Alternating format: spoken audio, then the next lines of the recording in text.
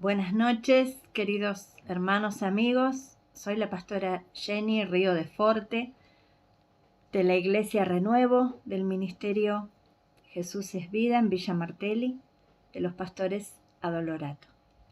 Hoy les quiero compartir un tema un poco fuerte que Dios me estuvo hablando en su palabra.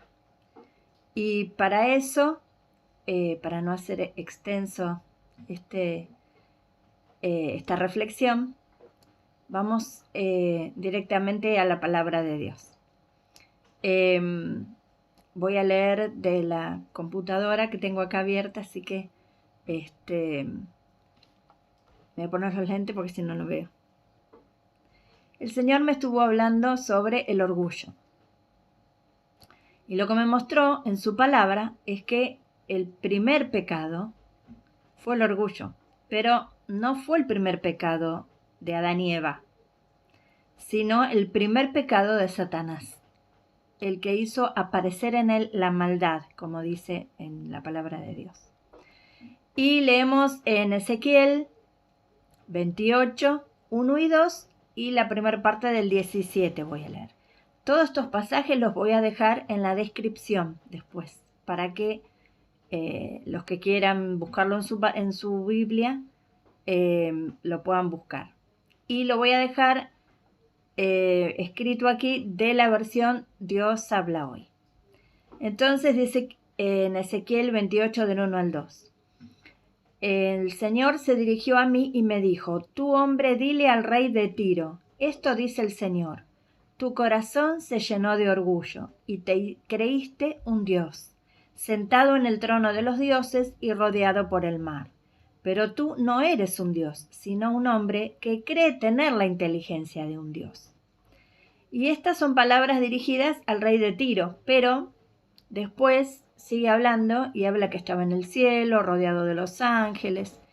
Y todos los teólogos están de acuerdo en afirmar que después dejó de ser una profecía solo para el rey de Tiro y estaba describiendo lo que pasó con Satanás.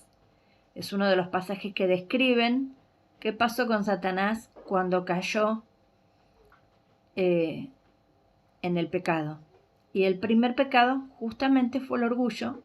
Y en el versículo 17, la primera parte dice: tu belleza te llenó de orgullo, tu esplendor echó a perder tu sabiduría.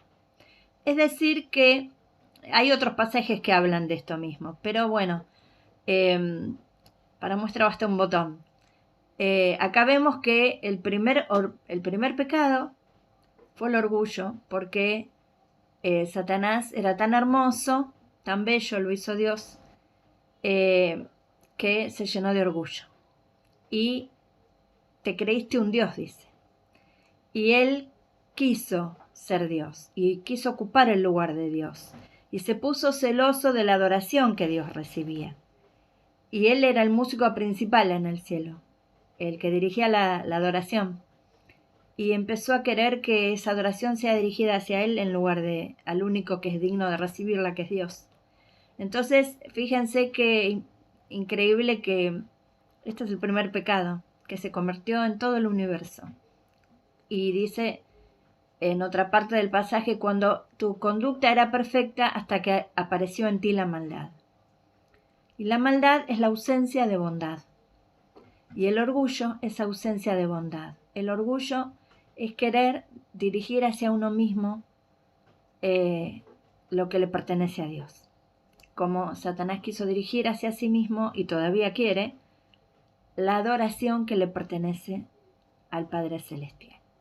Entonces, vamos a ver algunos ejemplos en la palabra de Dios. Hay muchos. Este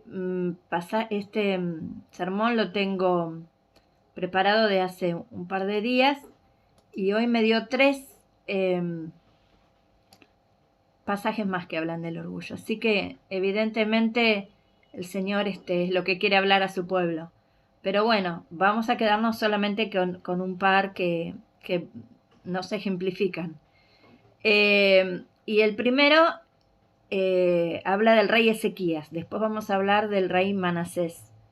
El rey Ezequías, que era rey de Judá, en 2 Crónicas 32, 24 al 26 dice: por aquel tiempo Ezequías cayó gravemente enfermo, pero oró al Señor, quien le contestó por medio de una señal milagrosa.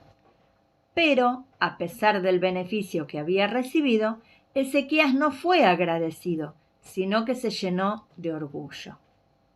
Por lo cual el Señor se enojó con él, y también con Judá y Jerusalén. Sin embargo, a pesar de su orgullo, Ezequías se humilló ante Dios. Y lo mismo hicieron los habitantes de Jerusalén. Y el Señor no descargó su ira sobre ellos mientras Ezequías vivió. Entonces, ¿qué le pasó a este rey? Este rey era fiel a Dios, pero después que Dios lo sanó, hizo un gran milagro con él, se llenó de orgullo. Y este orgullo lo llevó a apartarse de la voluntad de Dios. Y el pueblo, lamentablemente, lo siguió, porque como él era el rey, cuando la cabeza anda mal, el resto del cuerpo anda mal. Entonces, el pueblo también se alejó de Dios. Y entonces, el Señor lo reprendió. Pero, ¿qué hizo Ezequías? Se humilló ante Dios. A pesar de su orgullo, Ezequías se humilló ante Dios. Y lo mismo hicieron los habitantes de Jerusalén. ¿Y qué hizo el Señor? Los perdonó. Entonces, acá vemos que el orgullo es un gran problema. Pero para grandes problemas, grandes remedios. Y el antídoto del orgullo es la humildad. Humillarse delante de Dios. Y justamente así se llama el sermón. El valor de humillarse. Hay que tener valor para humillarse. No es para cobardes, es para valientes. El humillarse es para valientes. El problema es que no tiene buena prensa el humillarse. A lo mejor si decimos ser humilde sí tiene buena prensa, pero humillarse delante de otro no. Y se escucha siempre los malos consejos. No, ¿cómo te vas a humillar? Deja que venga el otro a pedir perdón. No te humilles, no te rebajes. Pero cuando uno lo hace delante de Dios, da buen resultado. Porque Dios ve el corazón cuando se humilla de verdad y Dios perdona. Y Dios enaltece a los que se humillan y humilla a los que se enaltecen. Es una ley espiritual. Entonces, vamos a ver qué pasó con otro rey, porque Ezequías, dentro de todo, era un rey que más o menos hizo las cosas bien. Pero Manasés hizo todo mal. Entonces, habla extensamente de los pecados de Manasés. Pero vamos a leer un par para ver, más o menos darnos una idea de la maldad de su corazón.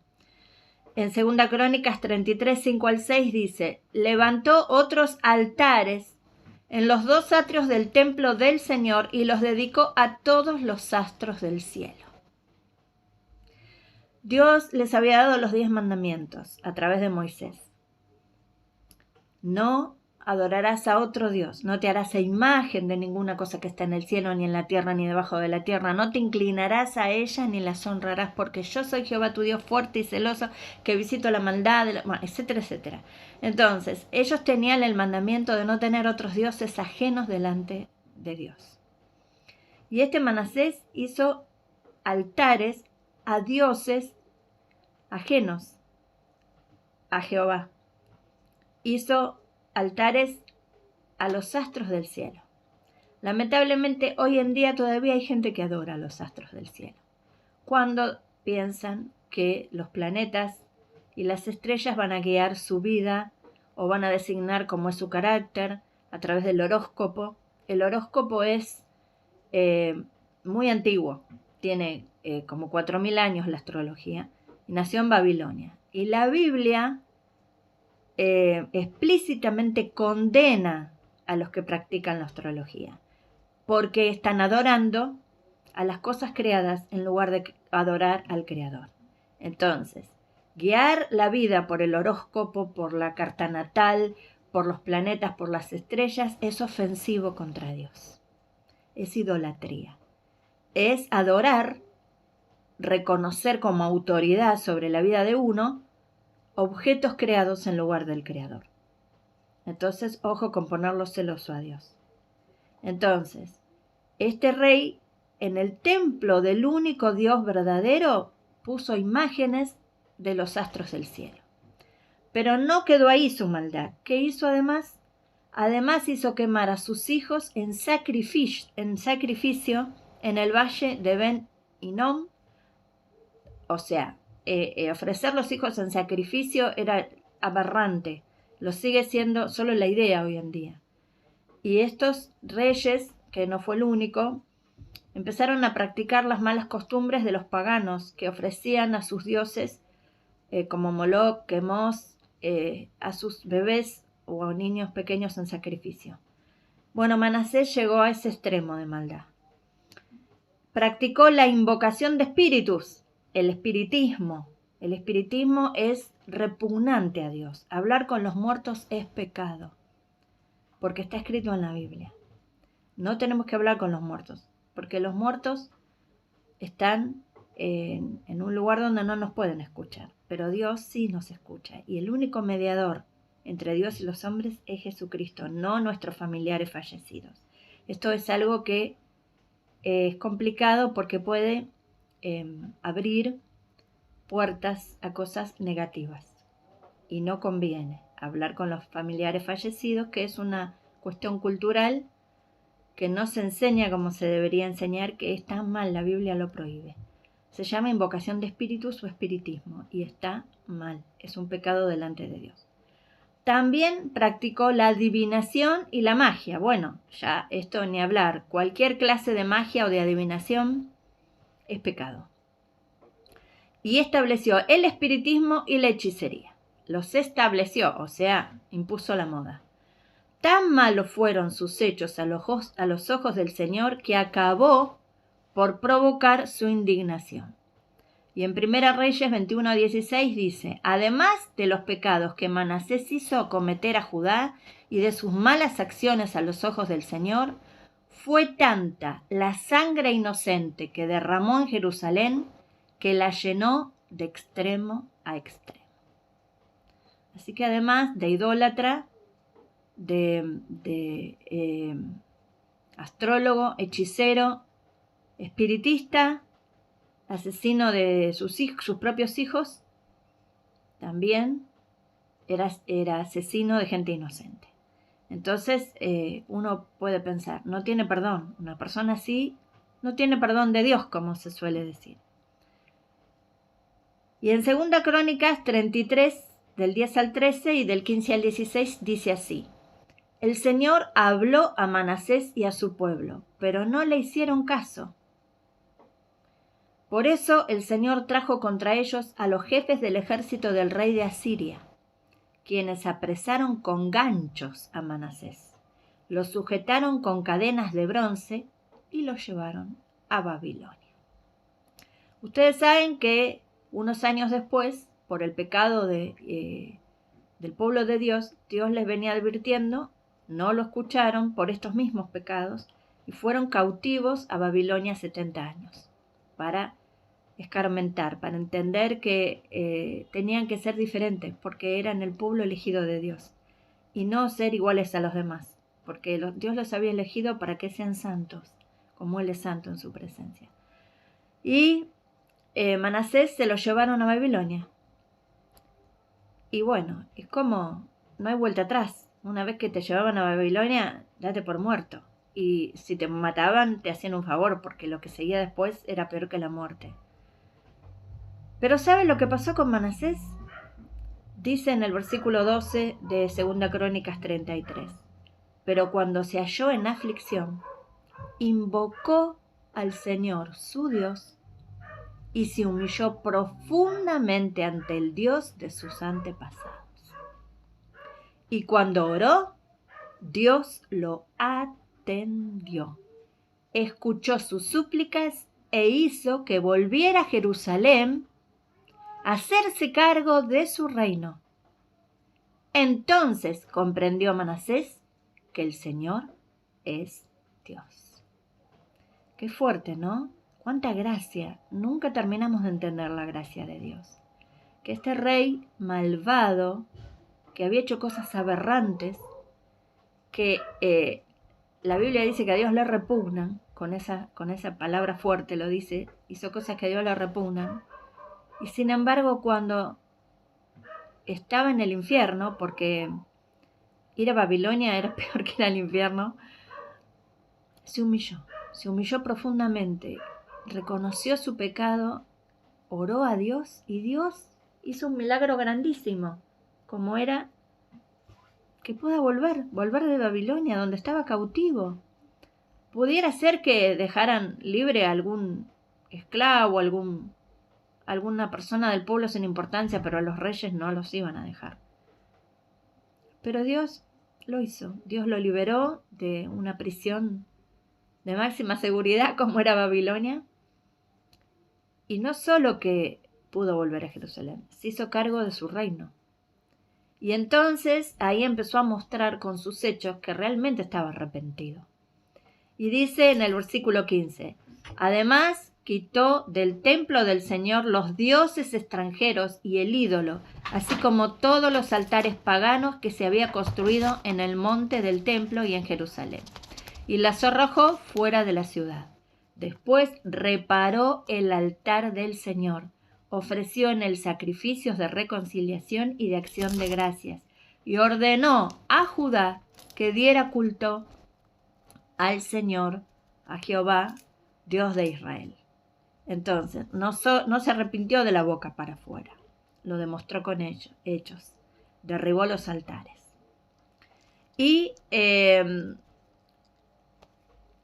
instó al pueblo, le ordenó que dejaran de adorar esos dioses extraños, extranjeros, paganos, que no eran más que muñecos de madera, de plata, de bronce, de lo que fuere, objetos inanimados que tienen ojos pero no ven y tienen oídos pero no escuchan, como dice en otro pasaje sobre los ídolos.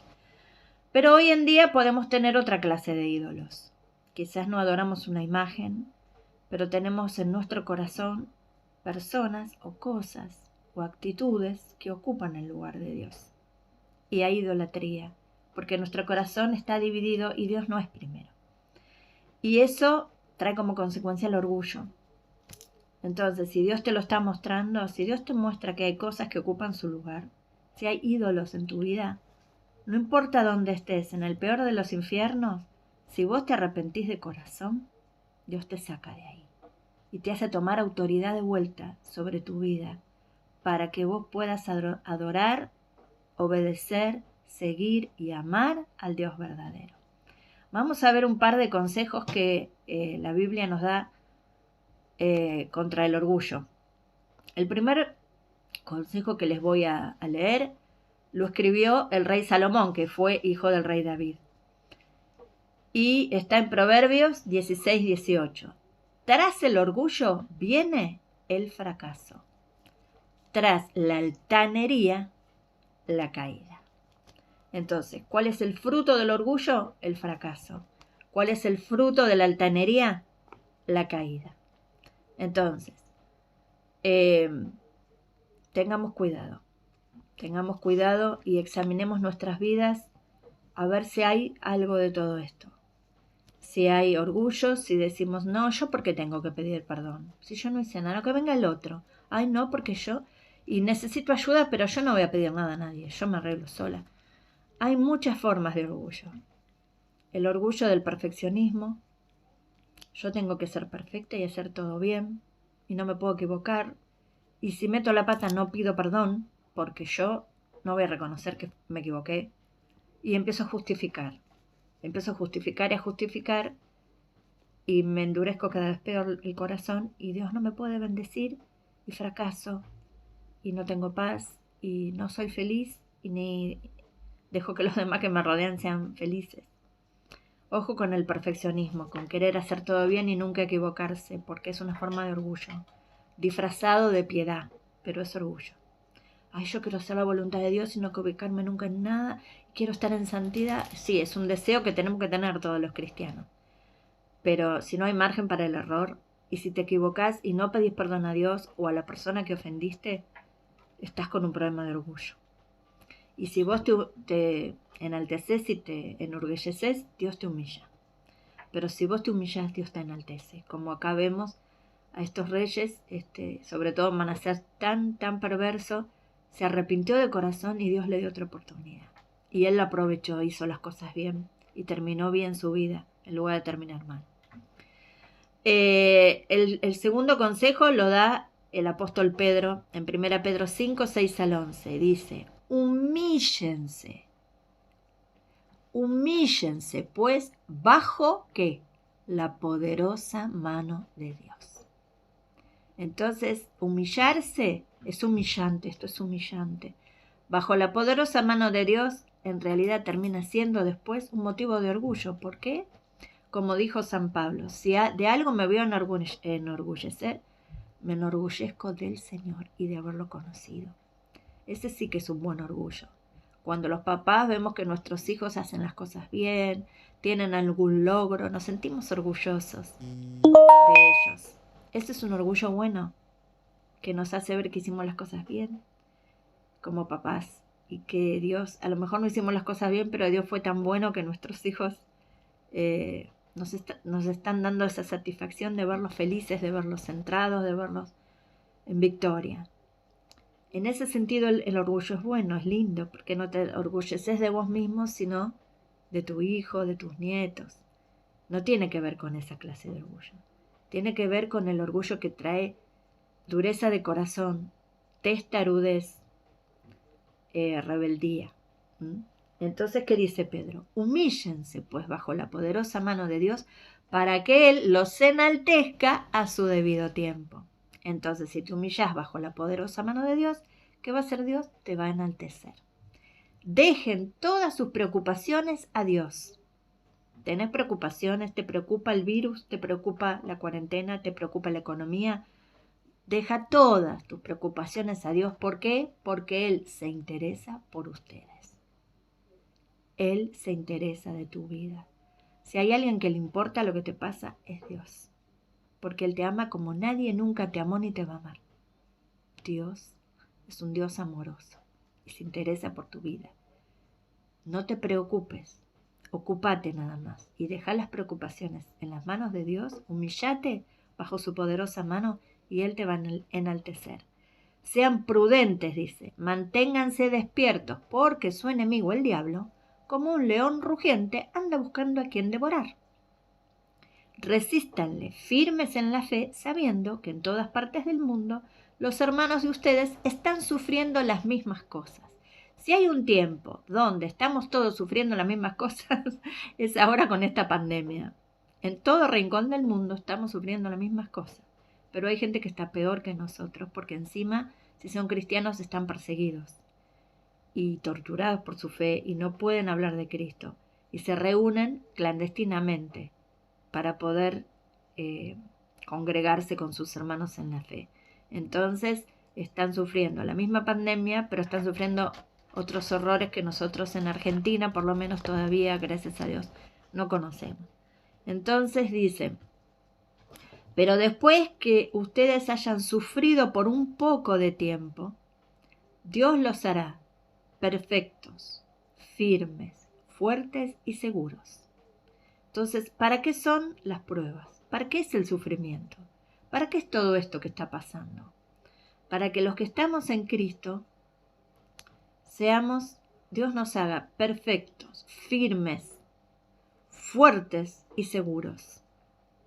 Si hay algo que trae inseguridad, es lo que está pasando, ya más de la que había con el delito y demás, y la violencia, ya estábamos inseguros. Y ahora en nuestras casas, el otro día fui al supermercado y un hombre decía que lo habían asaltado en la puerta de su casa. Digo, bueno, los ladrones no hacen cuarentena, lamentablemente. Y ahora se sumó esto.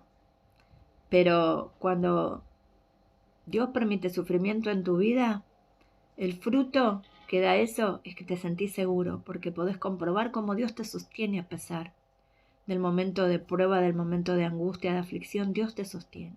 Entonces, después dice que ustedes hayan sufrido por un poco de tiempo, Dios los hará perfectos, firmes, fuertes y seguros. Es el mismo Dios que en su gran amor nos ha llamado a tener parte en su gloria eterna en unión con Jesucristo. A Él sea el poder para siempre. Amén.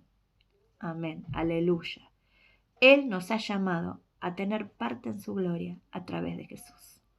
Si nunca le has abierto la puerta de tu corazón, si no le has dicho: Jesús, yo te acepto como mi Señor, como mi Salvador, como mi sustituto en la cruz, te invito a que vengas a vivir acá adentro, para que mi cuerpo sea tu templo y para que desde acá adentro me des las fuerzas que yo no tengo, sanes las heridas que todavía sangran, perdones los pecados pasados, presentes y futuros, y me hagas humilde y me quites el orgullo.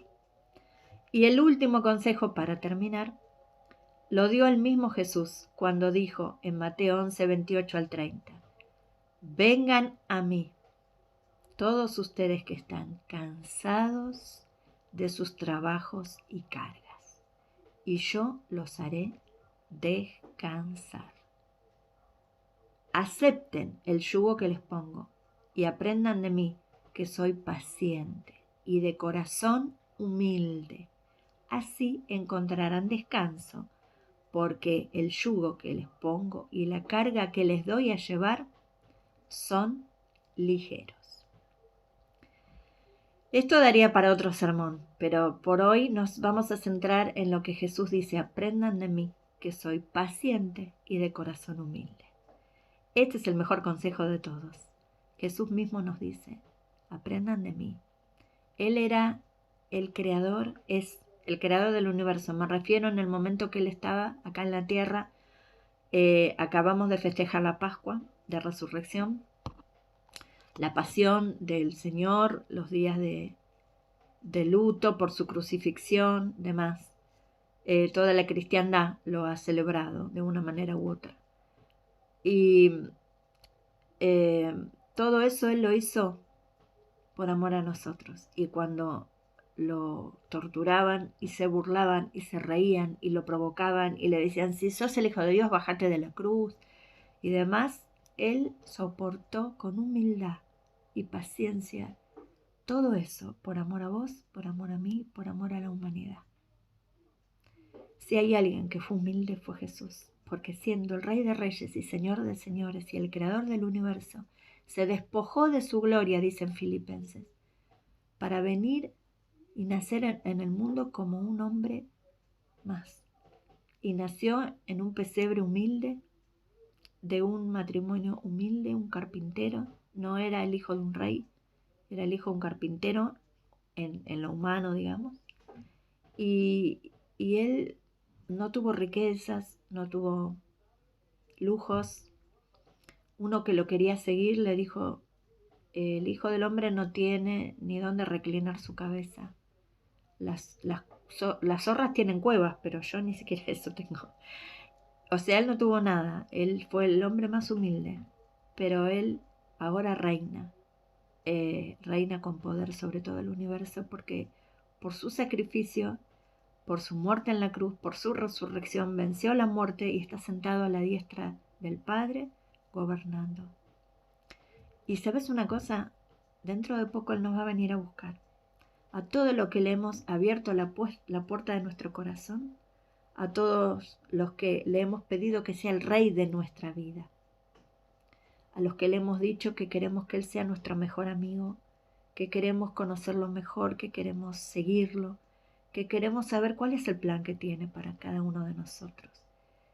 Y Él nos viene a buscar, porque todos nosotros somos su iglesia, no un templo de paredes. Una iglesia es un conjunto de personas que hemos entregado nuestro corazón a Jesús. Le hemos abierto la puerta de nuestra vida y hemos decidido seguirle. Y seguirle es Dejar de hacer lo que me parece y se me da la gana para hacer lo que quiere Él. Y si hay algo que requiere humildad es eso, la obediencia. La obediencia a Jesús requiere humildad. Y la rebeldía es orgullo. Y hoy Dios te está diciendo, si te alejaste de mí, porque el orgullo llenó tu corazón y te rebelaste para hacer lo que te parecía, y te estás dando cuenta que equivocaste el camino, aquí estoy, hijo, con los brazos abiertos, te dice el Señor. Aquí estoy, esperándote, para darte un abrazo, como el papá del hijo pródigo, que lo esperó, y cuando el hijo vino, no le echó en cara los pecados, lo abrazó y le cambió la ropa, y lo vistió con ropas de fiesta. ¿Qué es lo que Dios va a hacer si hiciste cosas feas? Quizás no como el rey Manasés, pero alguna macana te mandaste, cosas que te avergüenzan, cosas que sabes que estaban mal y sentís que tus ropas están sucias. Vení y deja que el Padre te abrace y te ponga la túnica resplandeciente. ¿Y sabes cuál es? Es Jesús. Porque la Biblia dice que Jesús es nuestro vestido. Cuando Dios te ve, va a ver a Jesús y su pureza, no va a ver la mugre. Porque es como un vestido que te cubre. Y Dios te ve limpio, te ve santo. Por eso somos santos, no por lo que hacemos, sino porque Cristo es nuestra justicia. Cristo es nuestra santidad, nuestra pureza.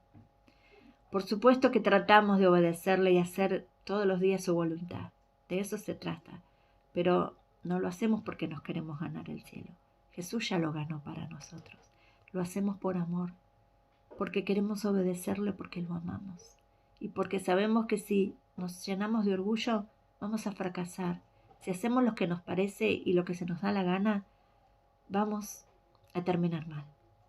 Pero cuando sentís esa cosquillita en tu corazón que te dice que tenés que volver a Dios, que tenés que arrepentirte de lo que hiciste, que no está bueno vivir así, que Dios te está esperando para darte un abrazo, para cambiarte la ropa, para limpiarte y llenarte de su paz, escucha esa vocecita, porque es el Espíritu Santo. Él convence de pecado, de justicia y de juicio, dice la Biblia.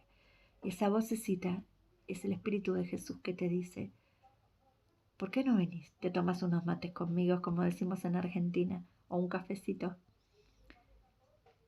y charlas, y me contás tus cosas, y me entregas tus dudas, y me entregas tus broncas, y me entregas tus culpas, tus vergüenzas, tus miedos. Yo me hago cargo. Vení, ¿estás cansado de vivir así? ¿Estás cargado de pecado? Vení. Vení que yo te voy a hacer descansar. Te voy a poner un yugo, sí, pero es fácil, es ligero, es livianito.